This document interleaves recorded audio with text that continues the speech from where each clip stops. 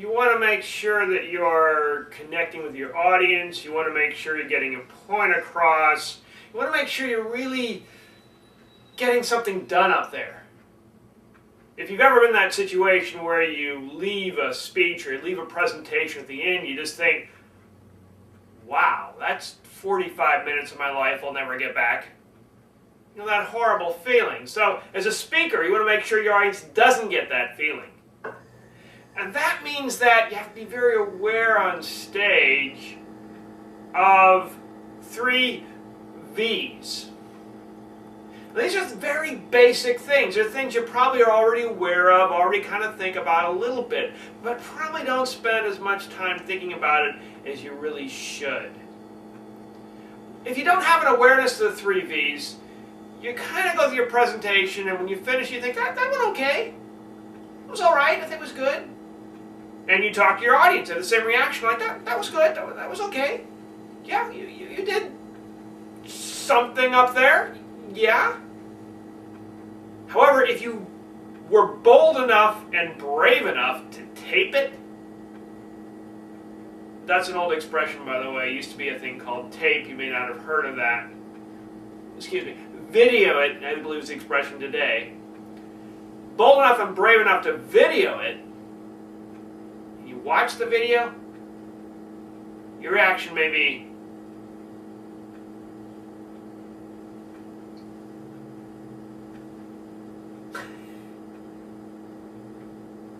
and suddenly realize there's something missing.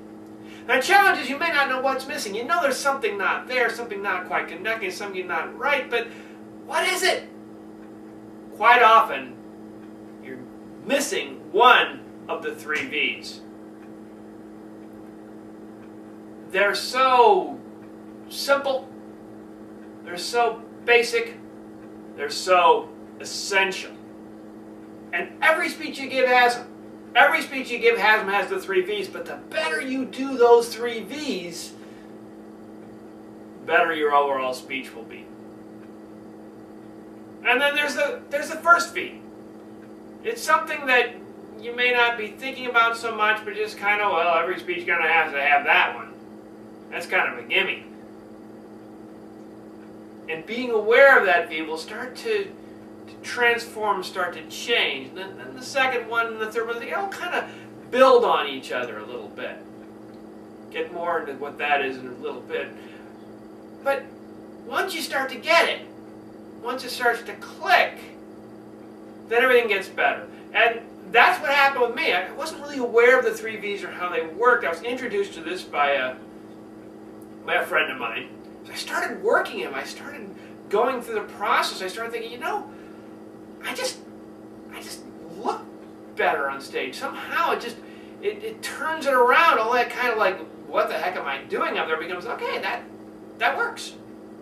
That works. And that's the whole thing. Getting something that works on stage. Now, it may not be perfect. So we'll say it has to be perfect. Talk about that in a little bit. But it may not be perfect. That's okay. It just has to have an awareness of 3 V's and how they work.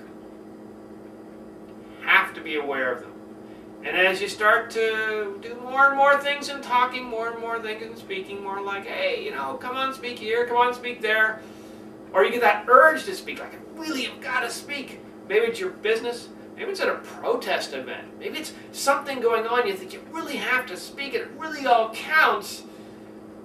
Well, then you're going to be happy that you have an awareness of those 3 V's. Because that's really going to help see you through. And that's the way it was for me. I was really concerned about how I was doing and what I was doing up there. Once I started learning about the 3 V's, I thought, you know, it's better. And I realized it got better. I videoed myself. After, you know, a couple weeks or so, I actually watched the video. And it got better.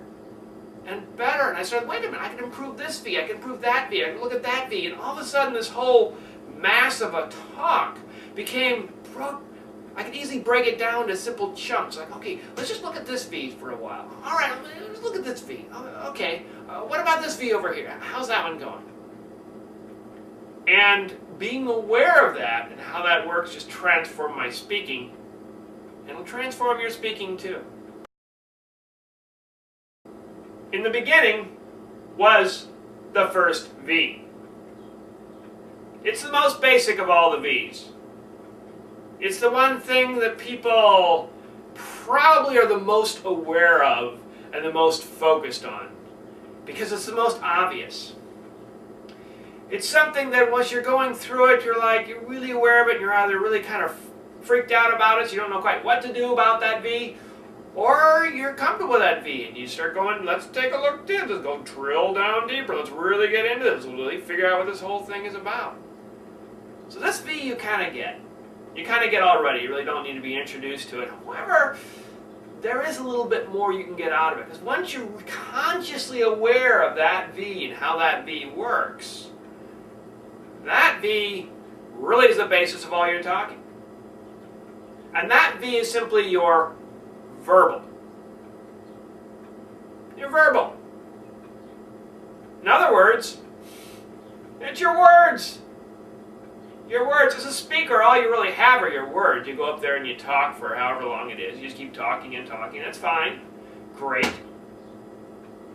Those are your words. And the words you want to get across, the words you want people to understand, it's the verbal. It's the verbal. However, many speakers, and maybe you've done this, kind of go up there, like, okay, yeah, I know, I got some verbal stuff to do, I got some things to talk about, etc., but don't really focus on what that is. They don't have a process, under a method, or a way of approaching it, and so everything just kind of gets thrown out there. But if you're really aware of, okay, this is my verbal thing, this is what I want to say, this is how I think I'm going to get this point across, this is how I'm really going to make it happen, I'm really aware of that V of verbal and how it works, then your speech will start to get better. Now, as mentioned, if you want, you can drill down pretty far. In fact, you can take that verbal, and instead of just saying, well, I'm just going to talk about stuff, you can start writing down what you're going to talk about. Here's exactly what I'm going to talk about. You write the whole thing down, write it out. You can even script it. If you take your verbal and really drill it down, you can script out every single word you're going to say, all the way through. And for professional speakers, a lot of them do that at some point. They will script out every single word they say, because some words will work better than others. Maybe you've noticed that. When you're speaking or you're saying something, all of a sudden you say something and it's like, oh, that worked. And you speak and say something and like, that didn't work. But it was the same idea, but the words were different. The verbal was different. And that's it. You become really aware of that verbal. Now, of course, you're thinking, okay, Tim, hey, words. Every speech you're going to do has words. No big deal, right? True, no big deal. But that's all you got. As a speaker, that's all you got are words. Take away your words, you aren't a speaker. So words are very important. Because they're very important, they deserve a little bit of attention. A little bit of awareness. What is it you're going to say up there? How are you going to say it? How are you going to get that message across? And as mentioned, it could just be as simple as jotting down a few ideas. Okay, I want to talk about this, I want to talk about that. Okay, fine. Great. That's your verbal. These are the points I want to get across, and that's really all you need, and you just talk about that for a while, and that's great. The nice thing about that is it's casual, it's comfortable, it's not all scripted out in advance, it doesn't have to be perfect. It's just great. You're just kind of chatting. No problem. But as mentioned, if someone's paying for something, they want every word you're saying up there to be gold. Every word to be gold. You don't make sure you have golden words, so make sure you throw out a lot of the words that are brass and aluminum and just bauxite, just words that just don't work. They don't work. And you know they don't work because you tried them different places and you know they don't work. So when you go into the verbal, well, test out the verbal. Try it with different audiences. Join a Toastmasters club, maybe. Your place to practice. Go through and try the different verbal things. Well, if I do these words, do people really seem to be getting it? Are they nodding their heads? Are they looking back at me? Are they kind of like look like? Because if your whole audience is going like to you, you need to pick out different words. So the first V is verbal. The second second V, you're going to say, Tim, wait a minute, the second V sounds a lot like the first V. But it's a little bit different. We'll go into why it's a little bit different in a little bit. The second V is something where that verbal really starts to become something. You take that verbal of all those different words and it starts to become something once you start to add in the second V. And some speakers, and you may have seen them before, where they really don't have that second V, just something's missing. You know it's missing, you're not quite sure what it is. Like, I don't know, this is not working for me. But they put in that second V, also, hey, wow, they've got great words, and that works really, really well. You may not know what it is, but it's that second V that's really making that speech pop. And the second V is vocal. Vocal. Now I warned you, you're going to say, Tim, wait a minute, vocal, it's like verbal. Verbal, vocal, vocal, verbal, same thing, right? Little different. Little different, because verbal is your words, vocal is more about the tone you use with those words. And tone can mean everything. Just change the tone a little bit, and all of a sudden you've got different meanings. And maybe you've played this game before. If you haven't, here's an introduction to a simple game you can play as a speaker. Just say one word and use a different tone and see if you can get a different meaning out of it. Just by changing the tone. Just take one word, simple word like hi. Then you're going to change the tone. So one way you could say it is hi. Other words you could say is like hi. Or you could say, ooh, hi. Or you could say, hi. Now notice, in all those situations, I simply said hi. Simple 2 letters, boom, anybody can say it. But by changing the tone, by changing the vocal, it changed everything. Now, a little bit of a warning here. And this especially goes out to people who are in Toastmasters clubs. If a Toastmaster, and you find out more about Toastmasters online, basically Toastmasters is a club that helps you build, develop, and grow speaking skills with a lot of other people who are kind of in the same situation as you. You learn from being around other people who are also trying to learn. So everyone's trying to learn, and you've got a book you step through, and it steps you through different speaking skills all the way through, and you learn a lot of great delivery skills. It's Toastmasters.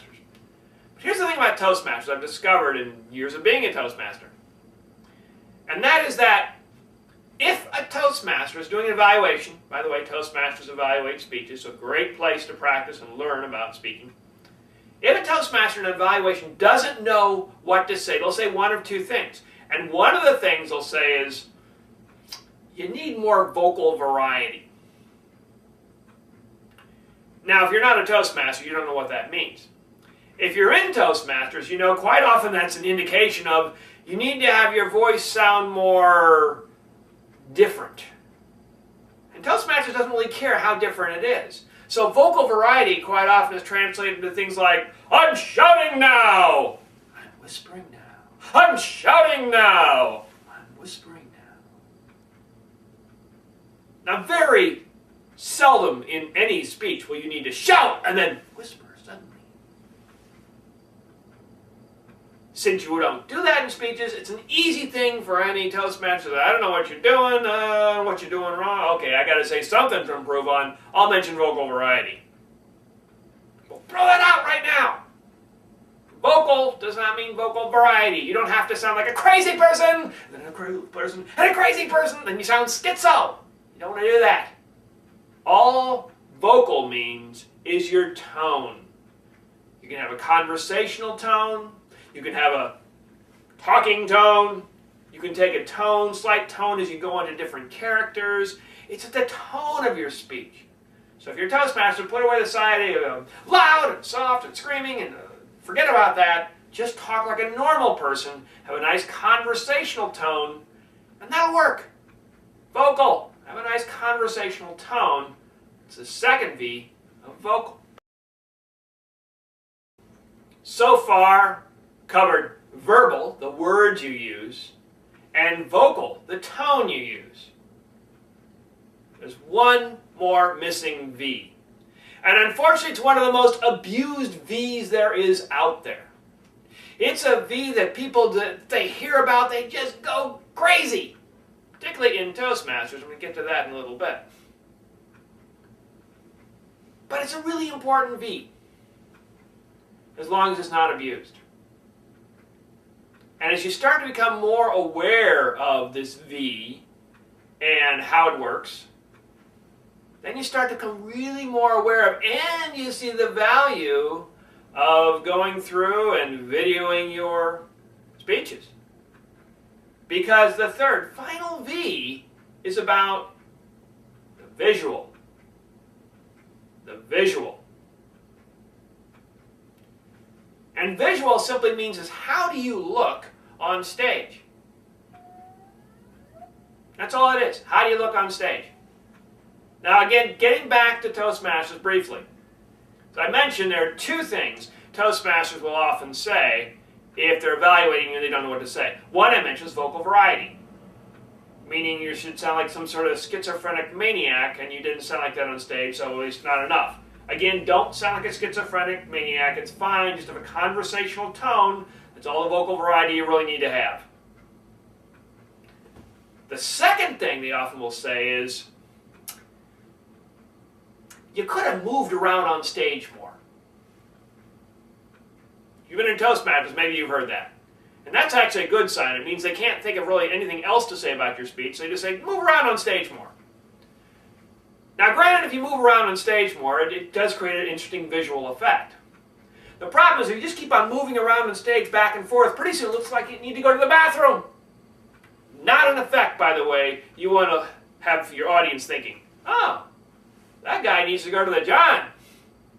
Not what you want your audience to think. So visual is very important. But here's the thing. Just make a mission for your position. If there should be a reason why you're moving on stage if you're moving. It's fine to move on stage, but make a mission for your position. Have a reason you go on stage. Like you notice right now, I have just stayed in the same place all the way through. I haven't tried to pace back and forth for a very good reason. Because I'd go out of the camera shot. Don't want that to happen. But I still want the visual to be interesting. I still want it to be useful. So I'm using these things. Hands. However, notice when I don't need my hands, I keep them down. So there's no barrier between me and the audience. It's all part of the visual awareness. And a simple thing you can do, as I mentioned with videos, go through the video and listen to it with the sound off. Watch your video with the sound off. Watch your video with the sound off. So no sound, just watch what you're doing up there. Does it look normal? Or does it look like you're doing, hey, the Macarena? So it looks like you're doing the Macarena up there and you're not doing the Macarena, you got a problem. By the way, if you don't know what the Macarena is, just go to YouTube, type in Macarena, look it up, and then you'll know what I'm talking about. Visual. Visual. And that's something to remember. You don't need to walk around a lot. You don't need to wave your arms a lot. However, keep in mind the visual. How do you look on stage? Just take a look at yourself on stage and think, is that somebody really who looks like they know what they're talking about? That's the visual. And it's really important because even if you got the vocal together, okay, I got the right words, and you got the verbal, you got the right words, the verbal, and the vocal, you got the right tone, great, it's conversational, wonderful. So you got the verbal, you got the vocal, none of the visual, it all kind of falls apart. You should look the part. Look the part. Look the part on stage. And that's what the visual is all about. Doesn't mean you need to pace back and forth. Doesn't mean you move around more up there. It does mean when people look at you, you should be able to understand what you're saying. You should be able to get it. Your hand should add something that increases, that builds comprehension. And if it's not building comprehension, you don't really need it.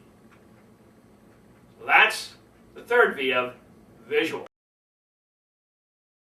together a speech can be challenging. But once you're aware of these 3 V's, you have a lot better chance of putting together a lot better speeches.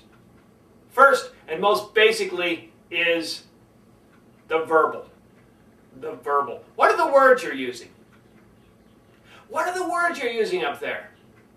Sometimes you want to just say, hey, I've got these points to make, and as long as I hit these words, great. I'm going to just talk about these words, and that's it. That's all I'm going to do, and that's fine. That's your verbal. Okay, great. Fine. These are the words. As long as the audience gets those words, everything's good. Or your verbal can get a little more complex. You say, okay, I'm getting paid for this. I want to make sure I get every word exactly the way I want. I'm getting money for this. I'm representing my company. I want to write down, script out all those words. That's fine. That's great. Because once you write it out, you can rewrite it. Once you write it out, you can rewrite it. So you can script it out. That's fine. Wonderful. And as you go through that, and you script everything out and get everything exactly so, make that verbal pop for your audience. The second V is vocal. Vocal. And vocal is something about the tone. What is the tone you use up there? Best thing to do is simply have a conversational tone. So it sounds like a conversation. So it's like you're having a conversation with your audience. We're just talking up here. No problem, we're just talking. Keep in mind your tone's very powerful. Saying something like, you might want to do this, is inviting, casual. Saying, you might want to do this, is attacking and hostile. So tone is very important. The vocal tone you use. Keep in mind it's not vocal variety. Don't sound like a schizophrenic maniac up there. No, that's not good. Just sound like a normal person having a normal conversation where you emphasize some things, change other things. If you're doing different characters and you're telling a story with different characters, that's fine. Using different tones, different characters. Don't go crazy on it, but it's fine. And that's vocal. Vocal. And the final thing that's so important that so many people kind of forget about is visual. Visual. What do you look like up there? Because even if you got the verbal, hey, you got the words right, you got the vocal, you got the tone, it's conversational. If you look like this, you're going to freak out your audience.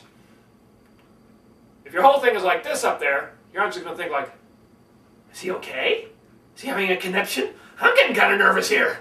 So if you look nervous, your audience starts getting nervous, and everybody's getting nervous, that's no good. So just keep your visual casual. Doesn't mean, again, you have to go pace around back and say, you don't need to move around more up there.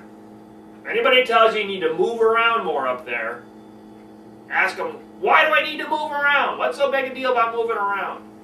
And most likely they'll say, because it's something different? No.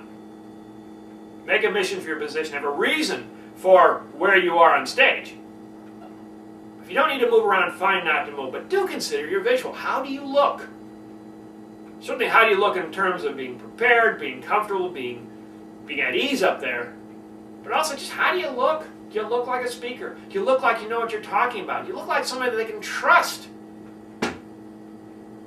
That's a big deal. The visual. If you've got the verbal and the vocal but not the visual, everything falls apart. But you have the verbal, the vocal, and the visual, everything comes together. And as you think about the 3 V's, you will find that you're really focusing in on them. You really start to think, oh, okay, well, what is the verbal I'm going to be using here? And what vocal did I have? And what visual do I really want to get across this audience? As you start refining that, focusing in on it, drilling in on it, more and more, you're going to increase your abilities. You're going to start reviewing your speeches that you video. You are videoing your speeches, right? Reviewing your videos and saying, oh yeah, okay, I got a little better verbal there. Okay, I had a little better vocal. Pop on those things. Visual, look good, look good. And then you get some confidence and you start really taking control of the stage. And then, boom, you quickly create that connection with your audience. Just because you have the verbal, vocal, and visual. And then, well, you can extend it into your life. Your whole life gets more comfortable, more relaxed, because you're like, okay, I know what I'm doing here. I'm much more aware of things going on. That's the better way to living, and the better way to speaking through. the 3 Bs.